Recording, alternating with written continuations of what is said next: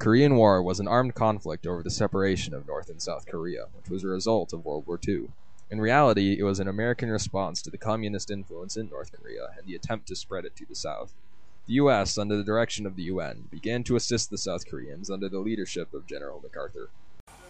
At the end of World War II, Douglas MacArthur was chosen to be the, what would you call him, commander, supreme commander in Japan. Mm-hmm. And the emperor reported to him. We didn't try to preempt the Japanese government. We did not replace the Japanese government.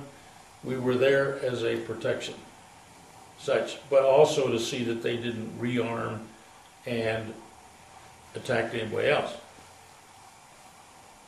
But the president at that time was a man who's the most underrated president in our history, Harry Truman. And Douglas MacArthur was the only man, in his words, who was born to rule an emperor.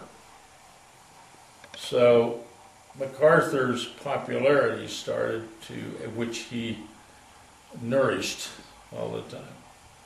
As it grew larger, he grew more in deference to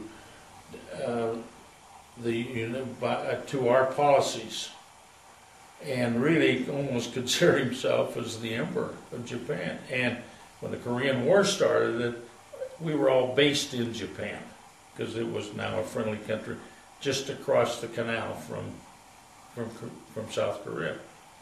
So MacArthur assumed he would take over total command. It was not as nearly as much of a war as far as the United States is concerned from the civilian standpoint as World War II, because there wasn't the rationing and there wasn't the total effort that, it wasn't that big a deal, but we did lose a lot of guys over there, and it was very hard going because the Korea is far enough north where it gets very cold and it's really difficult.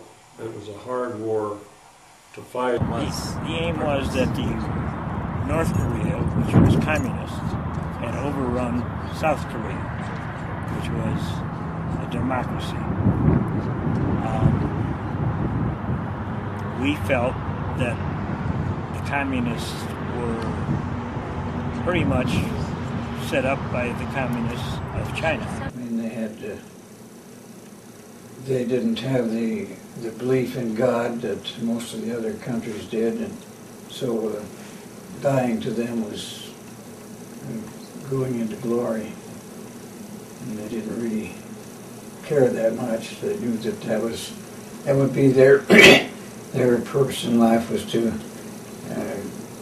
go to heaven, and their idea of going to heaven was doing what they did. Just like the Iraqis today.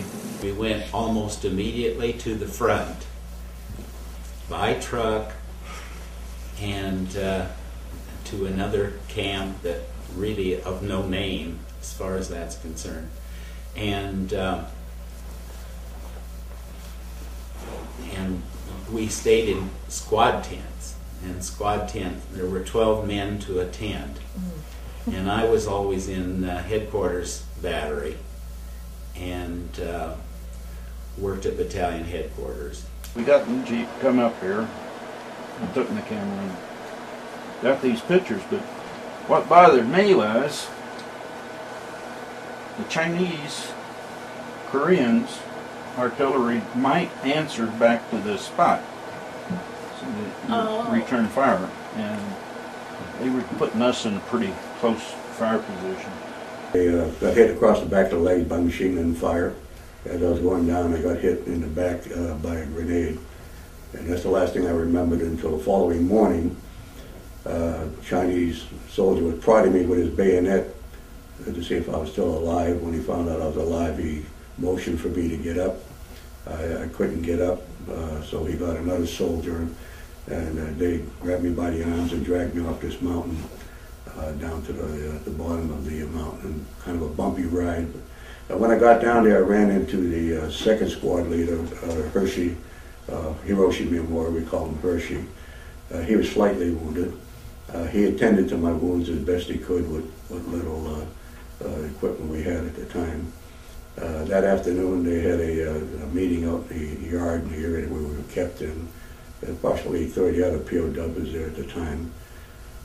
This Chinese lieutenant with a very Oxford English accent got up on a board, on a box, and told us that we would be well taken care of, well treated, our wounds would be taken care of, our personal properties would be saved, it wouldn't be confiscated and so forth.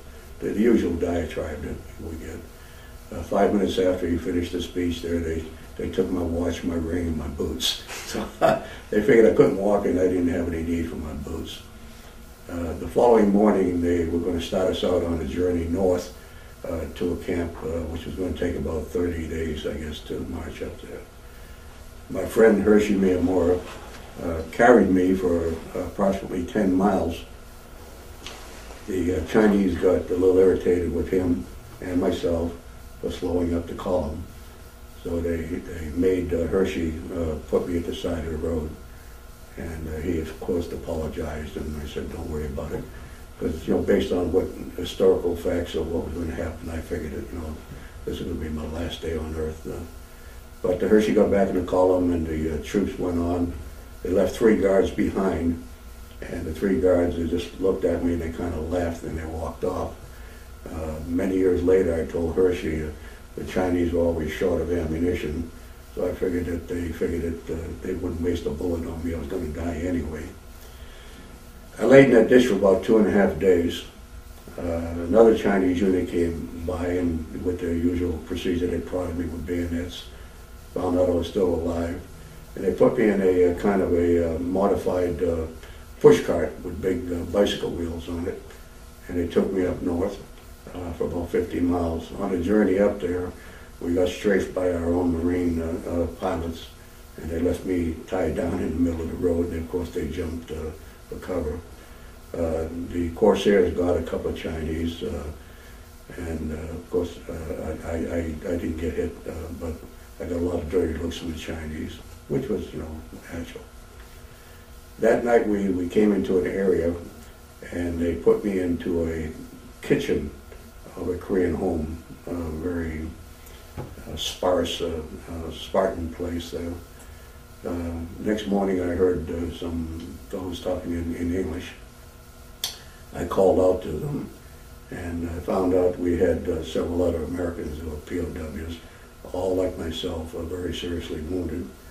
And there was also one Turkish soldier. In addition to that, they shot down a pilot who was the only one of the POWs that could walk. And he came over and assisted me to go to the area that the other POWs were in. There were 4 Americans and one other American, a pilot, and a Turkish soldier.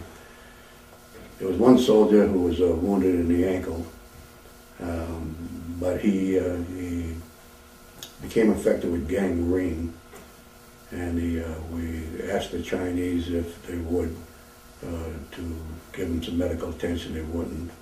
After about 3 weeks, the situation was really bad. They didn't feed us, they didn't give us any medical attention, but they did allow this pilot to run in the area. He could go out and pick up dandelions, weeds, whatever that thing was edible. He could also allow to go down to the local river, which was the Injun River, to pick up water for us. Well, as I indicated, after 3 weeks, the fellow who had gangrene in his leg was getting pretty serious. The gangrene was going all the way up to his knee. We asked the Chinese once again to help him. They refused to. The ironic part was that the area that we were being held in was dominated by a medical unit, and they had 3 Chinese doctors. However, they refused to. We asked them for a sharp instrument, and we were going to try to amputate this fellow's leg, even though we didn't have any medical knowledge really how to do it, but we just couldn't stand there to see the young fellow die.